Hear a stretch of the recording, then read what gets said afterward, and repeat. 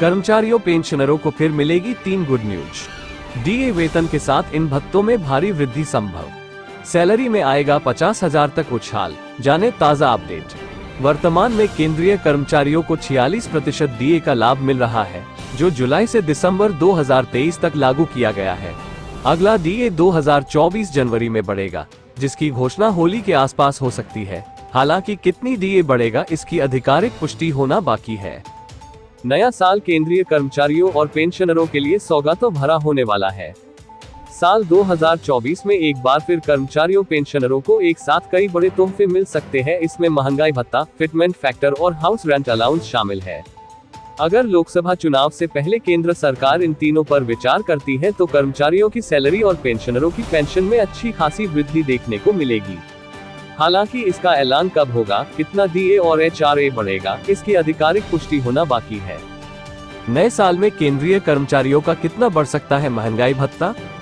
वर्तमान में केंद्रीय कर्मचारियों को 46% डीए का लाभ मिल रहा है, जो जुलाई से दिसंबर 2023 तक लागू किया गया है। अगला डीए 2024 जनवरी में बढ़ेगा, जिसकी घोषणा होली के आसपास होने का अनुमान है। श्रम मंत्रालय द्वारा जारी एआईसीपीआई इंडेक्स के अक्टूबर तक के आंकड़ों से कयास लगाए जा रहे हैं कि नए साल में डीए में 4% या 5% वृद्धि हो सकती है। हालांकि अभी नवंबर दिसंबर के आंकड़े आना बाकी है। इसके बाद तय होगा कि 2024 में कितना बढ़ेगा डीए। इसका लाभ 48 लाख से ज्यादा केंद्रीय कर्मचारियों और 68 लाख पेंशन धारकों को मिलेगा। मीडिया रिपोर्ट्स के मुताबिक अगर डीए 4% और बढ़ता है तो ये 50% हो जाएगा। ऐसे में कर्मियों की सैलरी रिवाइज होगी, क्योंकि केंद्र सरकार ने 7th पे कमीशन का गठन के साथ ही डाके रिवीजन के नियमों को तय किया था कि डीए 50% होने पर शून्य हो जाएगा। 50% डीए को मौजूदा बेसिक सैलरी में जोड़कर दिया जाएगा और डीए की गणना शून्य से शुरू होगी। हालांकि अभी आधिकारिक पुष्टि होना बाकी है। संभावना जताई जा रही है कि डीए की अगली दरों का ऐलान फरवरी-मार्च महीने में हो सकता है, क्योंकि 2024 में लोकसभा चुनाव होने हैं। ऐसे में अप्रैल से मई के बीच में कभी भी आचार संहिता लागू हो सकती है। उसके बाद केंद्र सरकार दाम में वृद्धि नहीं कर पाएगी। 2024 में बढ़ सकता है फिटमेंट फैक्टर। मीडिया रिपोर्ट्स के अनुसार लोकसभा चुनाव से पहले केंद्र की मोदी सरकार कर्मचारियों फिटमेंट फैक्टर पर भी कोई बड़ा फैसला ले सकती है।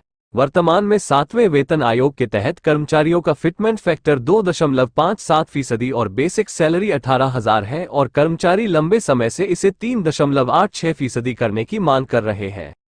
संभावना है कि लोकसभा चुनाव के चलते कर्मचारियों को साधने के लिए मोदी सरकार इस मांग को पूरा कर सकती है।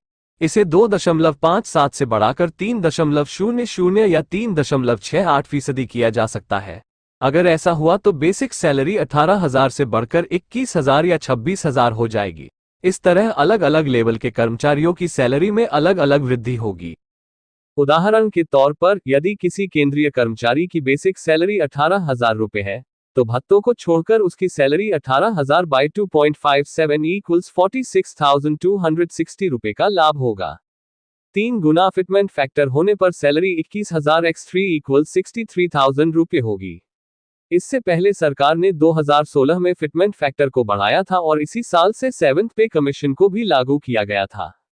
एचआरए भत्तों में भी इजाफा संभव। मीडिया रिपोर्ट्स की माने तो डीए के बढ़ते ही नए साल में केंद्र की मोदी सरकार हाउस रेंट अलाउंस में भी 3% वृद्धि कर सकती है। इसके बाद एचआरए 27% से बढ़कर 30% हो जाएगा। लेकिन ये तभी होगा जब डीए 50% के पार होगा, क्योंकि कर्मचारियों के हाउस रेंट अलाउंस को डीए के हिसाब से रिवाइज किया जाता है। वित्त विभाग के मेमोरेंडम के मुताबिक डीए के 50% क्रॉस होने पर एचआरए 30%, 20% और 10% हो जाएगा। इससे वेतन में 20,000 से ज्यादा की वृद्धि हो सकती है। सरकारी कर्मचारी जिस शहर में काम कर रहे होते हैं, उस शहर के हिसाब से उन्हें हाउस रेंट अलाउंस दिया जाता है। हाउस रेंट अलाउंस में 3 कैटेगरी होती है। इसमें 50 लाख से ज्यादा आबादी वाले शहर एक्स कैटेगरी में आते हैं। जिनकी जनसंख्या 5 लाख से अधिक है, वे वाई श्रेणी में आते हैं। 5 लाख से कम आबादी वाले शहर जेड कैटेगरी में आते हैं। तीनों कैटेगरी के लिए मिनिमम एचआरए 5,400, 3,600 और 1,800 रुपये होगा। वर्तमान में एक्स श्रेणी को कर्मचारियों को उनके बेसिक वेतन के 27%, वाई श्रेणी को कर्मचारियों को 18 से 20% और ज कैटेगरी के कर्मचारियों को 9 से 10% दर से हाउस रेंट अलाउंस दिया जा रहा है। इसके अलावा वर्तमान में हाई टीपीटीए सिटीज में ग्रेड 1 से 2 का ट्रैवल अलाउंस 1800 और 1900 रुपये है। ग्रेड 3 से 8 में 3600 रुपये जोड़दा मिलता है। वहीं दूसरी जगहों के लिए ये दर 1800 रुपये जोड़दा है। ऐसे में डीए के बढ़ते ही टीए में भी वृद्धि होगी और सैलरी बढ़ेगी।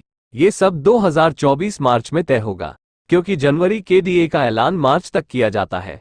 ऐसे में डीए के बढ़ते ही ट्रैवल भी ग्रेड के हिसाब से बढ़ाया जाएगी। हालांकि अभी आधिकारिक पुष्टि होना बाकी है।